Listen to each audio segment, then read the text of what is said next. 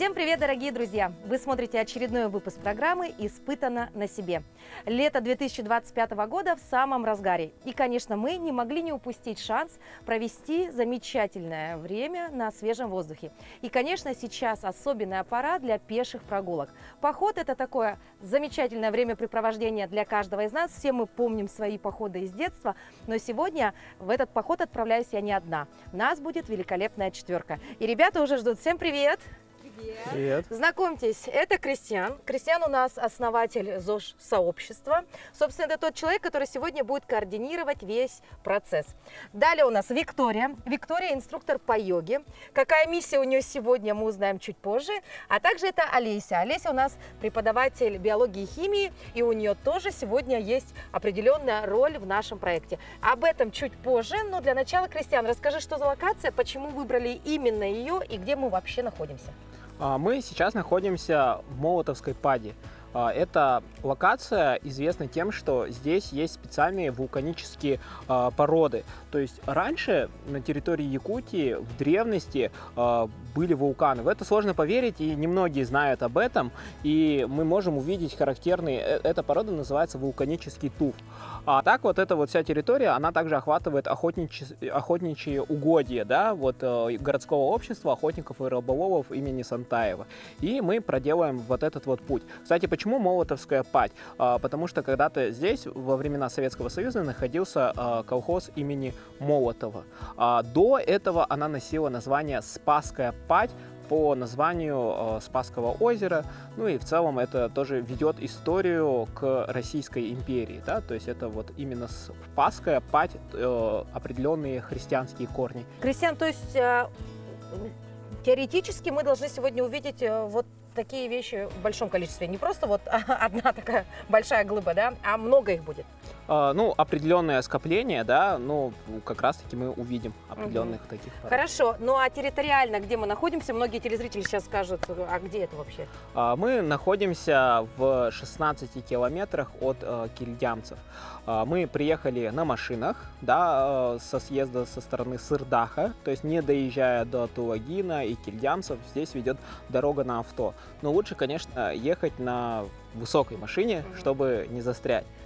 Ну, собственно, сегодня мы уже прошли этот этап, а сейчас, дорогие друзья, конечно же, уже не терпится отправиться в путь. И, как я уже сказала, поход у нас сегодня будет необычный, будет состоять из нескольких блоков.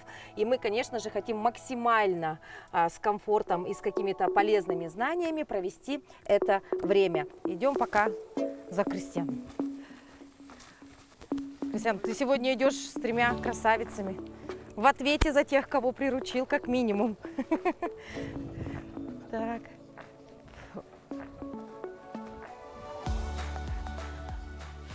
Ну, пока вот по местности можно понять, что, в принципе, здесь какой-то специальной обуви, да, наверное, и не надо.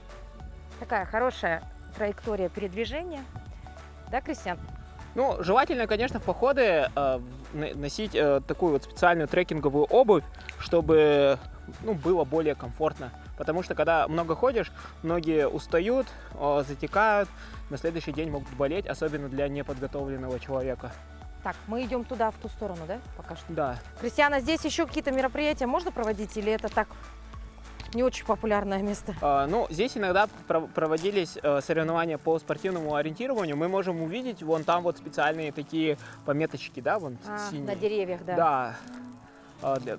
То есть местность тоже пользуется спросом, особенно среди охотников и рыбаков.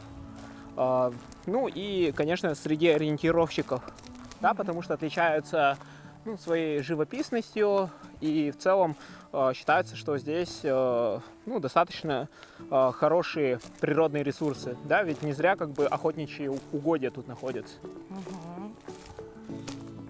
Всего отцвело, потрогайте, понюхайте. А интересно, там оно есть еще? Оно только на склонах, чем пахнет? Ну, давайте немного раскроем секреты, да. Олеся у нас преподаватель по биологии и химии. И сегодня мы бы хотели, чтобы вы нам рассказали о полезных травах, которые прорастают у нас на этой локации, да. И вот если сейчас оглядеться, что можно уже заметить? Ну вот смотрите, в данный момент сейчас у вас под ногами есть вот такая вот маленькая трава. Возьмите, понюхайте. Чем пахнет? Чабрецом. Да, каждый из нас пробовал чай с чабрецом, и многие его любят. Также эта трава обладает целебными свойствами. Например, его пьют при простудных заболеваниях в качестве отхаркивающего средства, антисептического.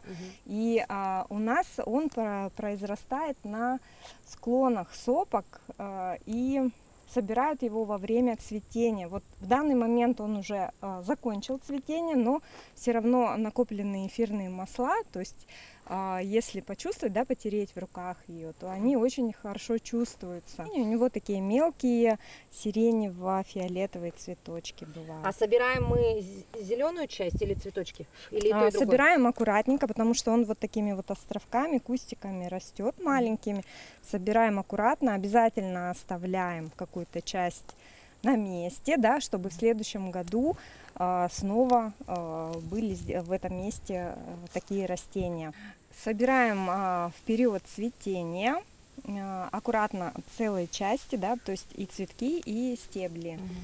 Кристиана, это у этой сопки есть какой-то уровень сложности или нет такого? На самом деле, как бы, все зависит от подготовки человека.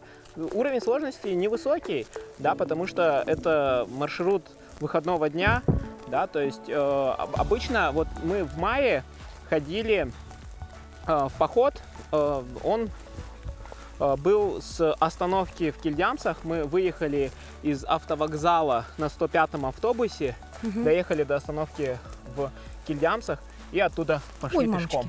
Ну а там уже километраж другой совсем, да? Да, мы прошли около 16 километров. Нас было около 54 человек, а записывалось более 100.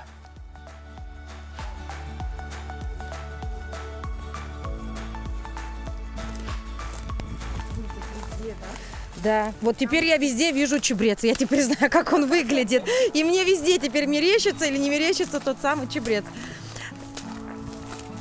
Олеся, вот я подняла шишки, но это происходит как-то рефлекторно, там, я не знаю, бросить в Кристиана, например, да, поиграть. Вообще, а в них есть какая-нибудь полезность? Да, конечно. Вот то, что вы подняли, это шишки уже раскрытые, да, которые дали свои семена. Где-то примерно в начале июня, да, до конца июня собирают зеленые шишки первого года. Они обладают очень высокой концентрацией полезных веществ, и из них, как правило, варят варенье. Я привезла его попробовать вам сегодня. Вот так.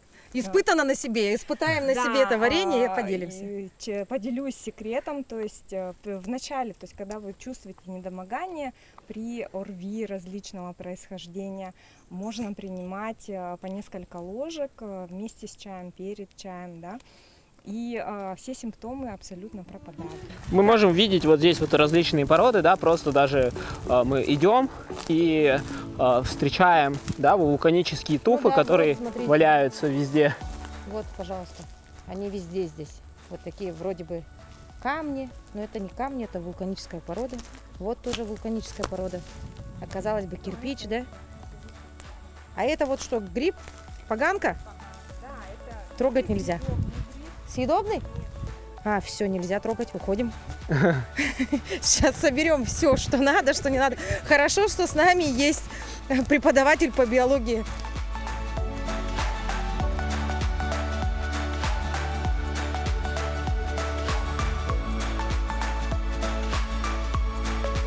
Вот мы видим, впереди уже такая большая, да, глыба, я бы сказала, да, издалека кажется. Это опять вулканический туф. Вулканический туф. Тут даже можно изображение человека увидеть, как будто бы. Вообще считается, что это у якутов было священное место, да, то есть место, где шаманы как сюда приходили и общались с духами. Поэтому как бы, ну, обычные люди сюда обычно не приходили по легендам. Кристиан, вот я у тебя вижу здесь часы, а здесь тоже часы. Это не часы, что это? Ну, это браслет выживания, да, то есть он сделан из паракордовой ткани, да, которая используется для авиационных целей. Да, то есть вот эта веревка, ее если размотать, она может спасти жизнь, да? Да, может спасти жизнь, она очень прочная. Вот здесь вот находится свисток, да, то есть я могу, например, снять и, да, то есть свисток, например, используется, ну, для того, чтобы подать какой-то знак. У меня тоже есть свисток на рюкзаке. Здорово, здорово. Еще что у тебя там? Компас, да, здесь вот есть, огниво и лезвие. То есть и костер разведешь, и надо будет что-нибудь порежешь. Мгм. Нарежешь. Испытано на себе. Долина Туймада. Долина Туймада, да? Вот посмотрите, ну красота неимоверная. И вблизи ни души. Ну вот только там вдалеке, да, населенный пункт есть, а так красота.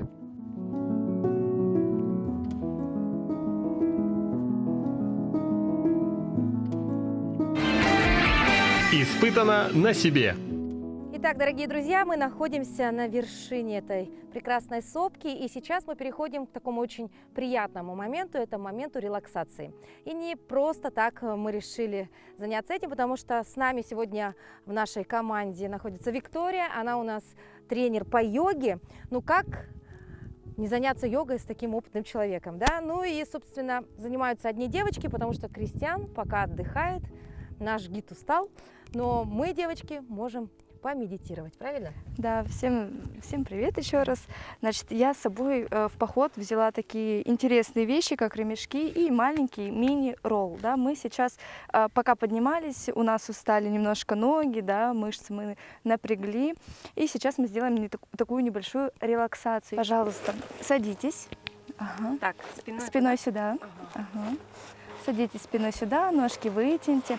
И вот здесь на уровне грудной клетки вам нужно будет лечь здесь повыше, но не сразу ложимся. Ручки мы держим за голову, вот так вот, а вот локти соединяем, поднимаем туловище вверх, делаем вдох, не до конца, вот до сюда, вот так, вдох. И мягкий выдох, опускаемся вниз, не до конца, а как получится, как комфортно. И здесь локти убираем в стороны. Вот. Как ваши ощущения? Прекрасно. Мне кажется, это самое то, вот сделать такое упражнение вот на природе, да. И мы вот сейчас вот локотки немножко подровняем. И здесь можно просто лежать, а можно сделать в динамике. То есть, например, приподнимаясь вот таким образом. Нет, не полностью. Вот до сюда. Ага, ручки также за голову. Приподнимаясь, только вот так. Мы разгружаем нашу спину, расслабляем позвоночник, а затем снова ложимся и раскрываем локти в стороны. Вот. Ну а в динамике это просто помогает расслаблять спинку еще больше. А вот это называется уже, когда мы ложимся, пассивный прогиб. Отлично. Следующее, что можно сделать, вы пока можете попробовать тоже. Ага. Ну, для начала можно сказать, что очень удобная вещь для того, чтобы взять поход, потому что, во-первых, занимает мало места, во-вторых, очень легкая. Визуально кажется, что она тяжелая из резины, на самом деле легкая. Да, с ней еще мы сделаем сейчас дальше массаж. Вы можете попробовать пока что, да? Так, тоже. То же самое? Да, то же самое. Положить под грудной отдел, ручки за голову, локти соединяем, опускаемся аккуратно вниз до комфортного положения. Ой, мамочки! Не торопимся. Все, допустим, это ваше комфортное положение. Поднимаемся и также расслабляемся, опускаемся медленно, не до конца. Ну, Вот так. Что-то аж там Да, аж хрустнуло что-то. аккуратненько. Хорошо. Ну и можно еще последний раз попробовать. Зато это очень приятно. Можно, в принципе, так даже полежать, позагорать на солнышке. Да, Совместить приятное с полезным, Да. получить витамин D. отлично. Даже и вставать не хочется. И Да. после этого упражнения плечи расправились. Да, Прям супер. живем.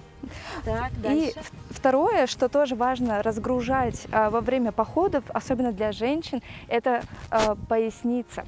Попробуйте сейчас, ну, область таза, да, мы сейчас Сюда, под таз положим, не под поясничку, а прям под сам таз. Поясничка тоже будет разгружаться. Сначала можете лечь, на спину, приподнять таз и только на таз вот положить, на сами кости, положите. Сейчас можно здесь расслабиться в таком положении. Можно попробовать вытянуть ножки, посмотреть, комфортно ли вам в таком положении. Если просто лежать на земле, да, это определенного рода удовольствие. Но если лежать в таком положении, тут немножечко все как-то иначе, да? Конечно. А еще есть такое, можно согнуть ножки в коленках и сделать легкие скрутки коленками в правую и в левую сторону. Прям, да. О, вот так вообще классно. Только Только Попробуйте обязательно. чуть-чуть помедленнее. Вот чтобы, знаете, вот так хоп и зафиксироваться Ой-ой. немножечко. Ага. Ага, немножко зафиксируйтесь. Ага. И вот здесь в пояснице, это скруточка называется, такая, ну, не сильная. Ага, и в другую сторону.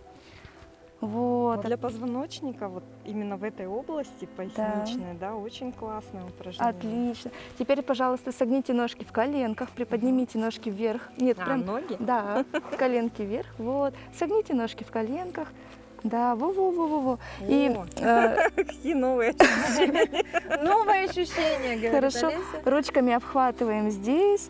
И смотрите, здесь тоже вот, ну, для всех, не только для женщин же это подходит, но здесь можно сделать круговые движения в тазу. То есть ножки к себе, от себя. Вот такие круговые движения в одну. Да. В одну и в другую сторону. Вот такими. Но он выскальзывает из-под поясницы. Да, к сожалению, вот этот выскальзывает. Если бы был побольше, он бы, конечно, был такой помассивнее. Давайте поправим немножко под таз. И теперь просто поднимем ножки, вытянем прям вверх к нашему небу, к солнышку, да, полежим вот так. Ага. Если бы не насекомые, было бы вообще идеально. Да, по одной ножке можно одну вытягивать и поднимать. Вот одну подняли, опустили, вот, по одной хоп, вернули, ага. Хоп, хоп, Ну, так оставили. достаточно Ага. легко, если делать с валиком вот, под поясницей, так Мгм. легче гораздо, чем из положения лежа просто. То есть Есть такое. такая да. подставочка для Да, вас, да? да, типа такого. Хорошо, отлично. Опустили ножки. Мгм. Отлично. Давайте возьмем еще ролл. И что еще можно сделать интересного на ролле? Значит, если устала вдруг шея, аккуратненько ложим ее под шею. Здесь мы не делаем вот так вот, да, назад, вперед. Мы делаем легкие повороты головой в правую и в левую стороны. Здесь можно просто регулировать, то есть приближать чуть поближе к шее, да, либо наоборот под голову. И там очень приятно и хорошо. Супер, тогда я вам покажу еще одно классное упражнение. Чуть-чуть приподнимитесь. Помните, первое с вами делали? Также под грудную клетку ложите, только теперь чуть повыше. Ага. Только теперь нужно будет приподнять таз, и ножками, как рычагом, вам нужно будет кататься по роллу вперед-назад. Кайфово. Да, попробуйте. Вот. Ага. Так, Вперед и назад тоже Нет, туда. я назад, к сожалению. Нет, а вы согните ножки, все получится. Сейчас я вам покажу. Ага, ложитесь. То есть нам нужно вот так, зафиксируем. Теперь Ага. приподнимаем таз, ножки чуть поближе, они у нас должны быть сильные. Мгм. Вот. И вот хоп, вот. да, и Да, вот туда. Вот, так классно. Вот. И вообще. потом, помните, как мы делали? Вот, локти в стороны, отлично. хорошая ученица оказалась, да, наша Олеся. Итак, ну я вижу, что у тебя с собой еще есть один атрибут, то есть Да. ролл зачтено. Хорошая Зачтено. вещь. Да. Да, помимо этого еще же можно делать массаж икр, да, бедер, когда они у нас, так скажем, зажаты. Ложитесь на спину, можете головой лечь сюда, чтобы было удобнее. Это обычный ремень для йоги, достаточно плотный, достаточно широкий и достаточно длинный. Очень хорошо помогает для помощи в растяжке. То есть мы вытягиваем ножки вперед, обе, на пол ложим, ага. На правую ножку закидываем ремешок, здесь захватываем в две ручки. Вот так. Значит, выравниваем ножки вот таким образом. Под коленками подтягиваем пальчики ног на себя. Делаем вдох в животе, как мы уже делали, и с выдохом поднимаем вверх. Поднимаем до того положения, когда комфортно. Вот. Нормально? Почти. Чуть-чуть. Немножко нога Вот. тянет. И делаем движение легкие вперед, назад. Вперед, назад. Затем берем два ремешка в правую ручку. И нам нужно будет раскрыть тазобедренный сустав в правую сторону. Да, раскрываем и прям колено разворачиваем к полу, пальчики ног разворачиваем к земле. Можно положить до пола, можно оставить на весу. Левый таз мы придерживаем в положении. Отлично. Хорошо. Поднимаем вверх и меняем. Теперь два ремешка в эту ручку у нас держится. Ага. И нам нужно будет пяточкой. И делаем прям скруточку в эту сторону. Пяточкой тянемся. Да? Вот. Все тянется здесь, и здесь тянется, и Правую там, и везде. ручку туда. Такое ощущение, что у меня и даже в голове что-то тянется. Так, Отлично. сюда. Это тоже можно делать в динамике и в статике, да, то есть зафиксироваться, либо сделать в Я хоть динамике. рассмотрю-то этот ремень. Да. Этот как называется еще? Ремень для йоги так и называется. То же самое хочется сделать с другой ногой, а то будет Конечно, конечно. так. Чтобы не было асимметрии, да. Делаем на одну ножку, подтягиваем ее к себе. Ага, и в другую сторону. Сначала раскрываем тазобедренный сустав. Отлично. И закрываем скруточкой же. Прекрасное упражнение. Пяточкой тянемся. Плечико тянем назад, голову поворачиваем в эту сторону. Вдох, выдох, дышим. Обязательно не задерживаем дыхание. Поднимаем ножку вверх. Отлично опускаем. И еще один прекрасный, но уже другой ремень. Посмотрите, он здесь специальными вставками. Вот такими мягкими. Этот чаще всего делается на таз, на поясницу, а этот для ног. Угу. Давайте попробуем. Давайте, может, вы покажете уже. Ну, давайте, полюбуемся. давайте Как я это должно покажу. быть правильно, да? Давайте покажу. Значит, Присаживайтесь, Алиса, сюда. значит, мы мягкой подкладкой на поясницу. Левую и правую ножку мы ставим прямо в наш ремешочек, фиксируем его на тазу. Во-первых, здесь можно делать любые позы вытяжения, то есть наклоны вперед. И таз вас учит, как его нужно подтягивать. Тянем под коленками, вытягиваем ручки вперед, вдох. С выдохом можно делать наклон назад и выйти в хорошую собачку мордой вниз. И при этом мы чувствуем здесь, как растягиваются сзади хорошо наши мышцы. Испытано на себе. Ну, какой поход без чаепития, да? Да. Мы поработали, погуляли, походили, травы рассмотрели, камни вулканические нашли, йогой позанимались. Ну и, собственно, теперь приступим к чаепитию. Тем более с нами сегодня есть ученик по биологии, которая принесла нам самодельный чай и самодельное варенье. Вот пока мы тут будем пробовать, рассказывайте.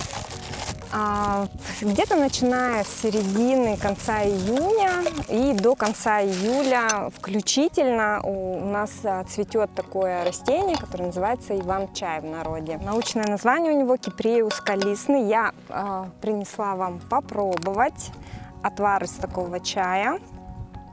Считается очень полезным, так как содержит тоже большое число биологически активных веществ.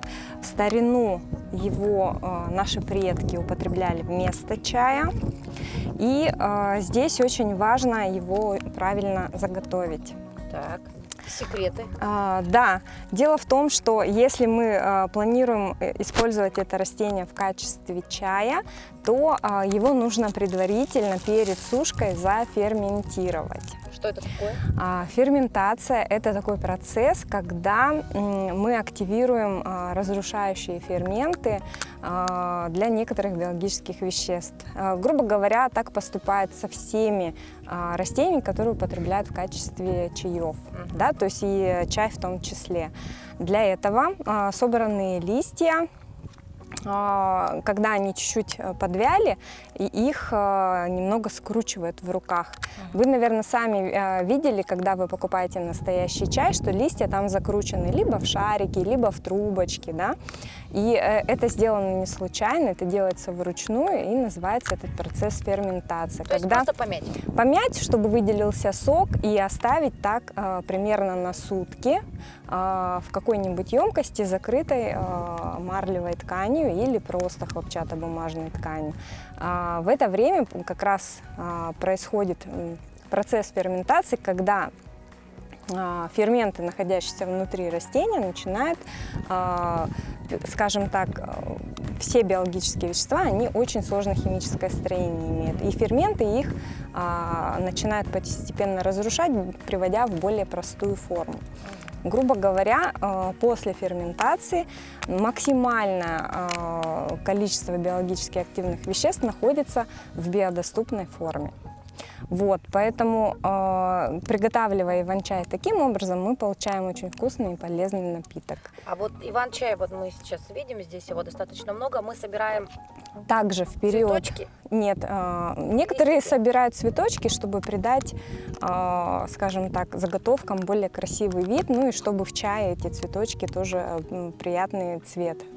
Если вы заготавливаете его для чая, то вы ферментируете вручную и сушите также где-то при 30-40 градусах в темном проветриваемом помещении.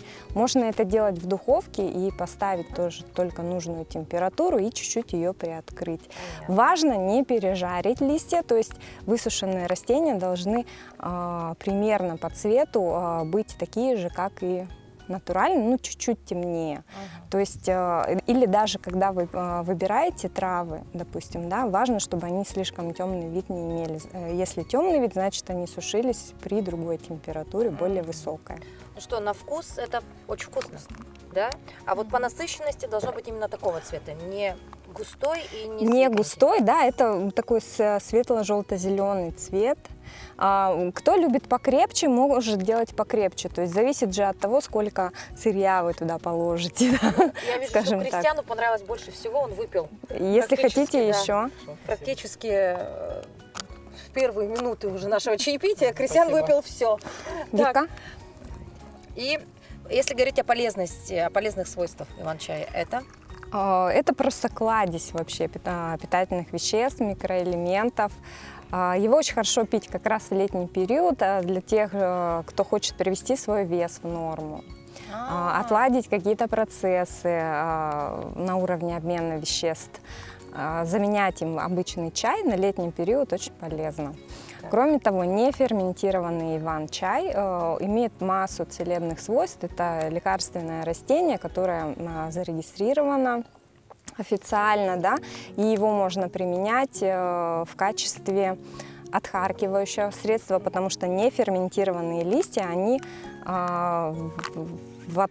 скажем так, в виде отваров, они такие более слизистые, то есть вызывают такое обволакивающее действие при желудочно-кишечных расстройствах, при простудных заболеваниях его применяют, и имеет очень широкий спектр действия. чудо-средство. Да, да. Такое на все случаи жизни. Ну и вот у нас в баночке то самое варенье из шишек. Да, это шишки буквально там собранные полмесяца назад. Так, держите Да. баночку. А я вот тут пока шла, впервые, кстати, увидела, и у нас еще есть зеленые шишки, но вот я почему-то никогда не додумалась подойти поближе и на нижних ветках посмотреть, что они вообще, как они выглядят. На самом деле зеленые шишки выглядят вот так, а в баночке у вас уже варенье из них. Да, я хочу добавить, что это женские шишки, они имеют зеленый цвет, и зеленый цвет они имеют только в первый год после опыления. Семена образуются на второй год из этих шишек. Вот. Мужские шишки имеют желтый цвет, образуют пыльцу, которую тоже собирают. Она тоже имеет большое количество биологически активных веществ. Ее тоже применяют вообще практически при всех заболеваниях и собирают в конце мая, в начале июня.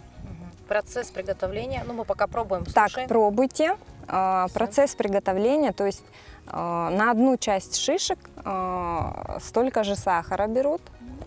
Предварительно собранные шишки сначала на сутки замачивают в воде, для того, чтобы из них вышла горечь. Да? Собирают зеленые шишки размером до 3 сантиметров, то есть от 1 и до 3 сантиметров. Вот, допустим, сейчас, в данное время, они уже переросшие, да? Из них тоже можно сварить варенье, но они уже такие деревянистые, более твердые. Варенья идут более мягкие. Варенье-то шишки мы едим или нет?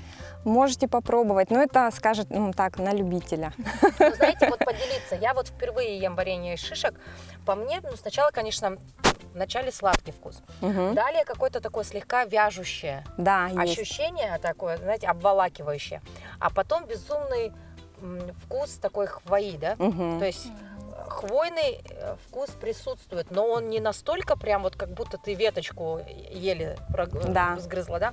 Все равно ощущается, ну, это очень вкусно. Это необычно, и это очень вкусно, поэтому я еще, пожалуй, попробую. Вы как хотите, а я еще раз попробую. Очень Еще вкусно. чай хотела.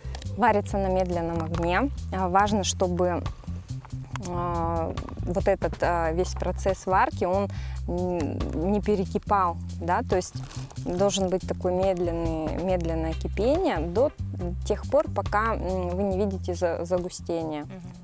Да, это примерно несколько часов по времени. А потом в течение года, опять же, это кладезь всех полезных веществ, правильно? Да, я применяю это для своих детей в качестве профилактического средства при заболеваниях ОРВИ. То есть достаточно при начальных симптомах принять несколько ложек, и в последующем эти симптомы уходят. То есть не дает развиться болезни. Кто бы мог подумать. Вот теперь буду ходить везде по лесу, искать, во-первых, зеленые шишки, буду обращать внимание, что они вообще существуют на деревьях. Затем будем обращать внимание на чебрец, оказывается, его тоже полным-полно, да? Ну и будем чаще ходить в поход.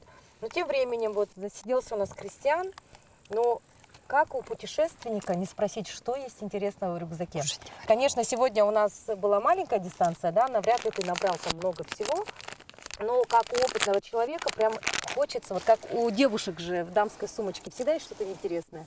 У Кристиана есть в рюкзаке что-то интересное. Давай посмотрим. Хочу отметить, что это достаточно большой рюкзак, 80 литров, то есть его на многодневные походы можно брать. И сейчас давайте посмотрим, что я взял сегодня. Так, один из первых таких элементов — это газовая горелка, портативная. Бывают еще плитки, они более большие, но как раз таки чем меньше вес, тем удобнее, особенно в длительные походы. Бывает еще меньше, но это такой средний размер горелки. Да, вот так вот устанавливается на ножки, и вот здесь вот ставится газовый баллончик. Вот. И вот так вот можно приготовить. Достаточно быстро и удобно. Такая, да? Да, вот так вот убирается спокойно. Ты всегда с ней. Ну, не всегда, конечно, но обычно, чтобы чай вскипятить, да, или что-то сварить, ее, в принципе, хватает, да, то есть в чайнике достаточно удобно портатив. Так, это рация. Да, то есть обычно в походы берем 2-3 рации для того, чтобы держать связь. Ну, если кто-то, например, отходит. Обычно, если это поход, то тот, кто ведущий и замыкающий, держит 2 рации. Ну, еще можно посередине человеку дать рацию, чтобы была связь группы. Когда мы ходили сюда на Молотовскую спать, 54 человека было, вот как раз мы использовали 2 рации, да, это пригодилось. Вот, то есть это и частотная рация, есть еще канальная рация. Частотная — это на определенную частоту настраивается, и можно по ней общаться. Канальная — это обычно там 16 каналов бывает. Здесь даже есть радио. А, можно ее с музыкой пройтись, да? Да. А мы можем обратиться за помощью каким-то образом через эту рацию? В случае чего, нет? Ну, если есть, будет необходимая частота, радиус у этих раций 15-20 километров, да, видите, достаточно большая антенна. Можно еще вообще при желании увеличить, бывает еще больше антенны. Здесь есть фонарик, ну и радио, да, как я уже сказал. Также, как бы, эта рация, ну, очень удобная, да, то, что здесь разъем Type-C, и можно специальным зарядником из Powerbank даже заряжать, и специальный зарядник для рации есть. Так, ну, это герметичная упаковка от сетки Павловского, да, тоже очень удобная вещь, меня практически не кусает мошкара. И вот для таких тоже длительных походов хотел бы показать, это тренога, да, специальная, куда можно, ну, на костре, например, подвешивать вещь. Она, кстати, компактная, да, потому что есть уже с готовыми, да, треногами, металлическими ножками. Но когда ты идешь в поход, особенно пеший, неудобно такую конструкцию на себе таскать, она тяжелая, и вот есть такая альтернатива. Здесь вот можно найти определенные палки, их вставить сюда и вот над костром поставить. Достаточно удобно. Кто бы мог подумать, это можно даже вопрос «что, где, когда» отправить и вот сказать, что это такое, да? Но на самом деле это вот сюда палочки и, пожалуйста, не надо действительно таскать громоздкие конструкции. Ну, это, собственно, все на наш такой короткий поход. Интересные вещи.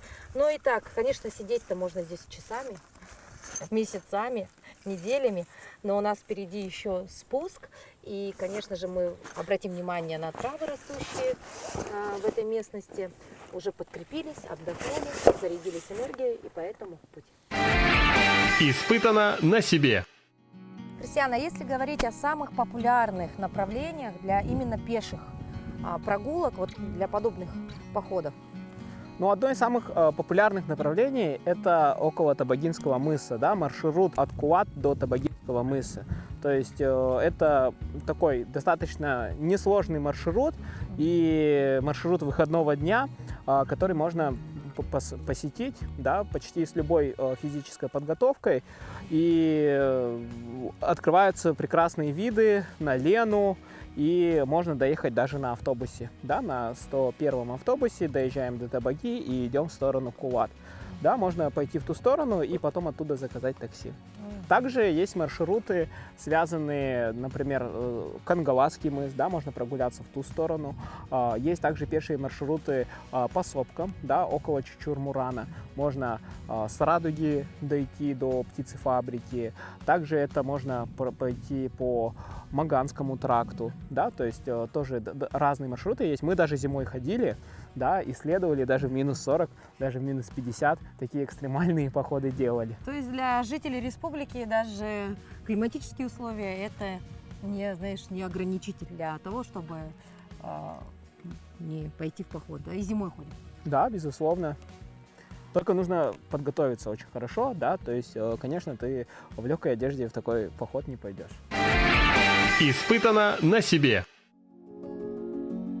Я немного отстала от группы, но не тороплюсь догонять их, потому что для меня нахождение в лесу – это своего рода релаксация и медитация, поэтому я получаю огромнейшее удовольствие от того, что происходит сейчас со мной. Просто вот иду, любуюсь, наслаждаюсь этой тишиной. И, в принципе, совсем скоро уже придется вернуться в городскую суету, но пока есть возможность отдохнуть, я отдыхаю. Испытано на себе. Ну что, ребят, спасибо большое за компанию. Великолепная четверка с точки А до точки Б добралась. Выполнили прекрасную разминочку по йоге, получили полезную информацию, увидели интересные артефакты, ну и, конечно, попили вкусного чая, поели вареница. Поэтому, я думаю, наш поход сегодня удался. Напомни еще раз, как называется эта локация, Кристиан? Молотовская падь. Молотовская падь. Испытано на себе. До новых встреч!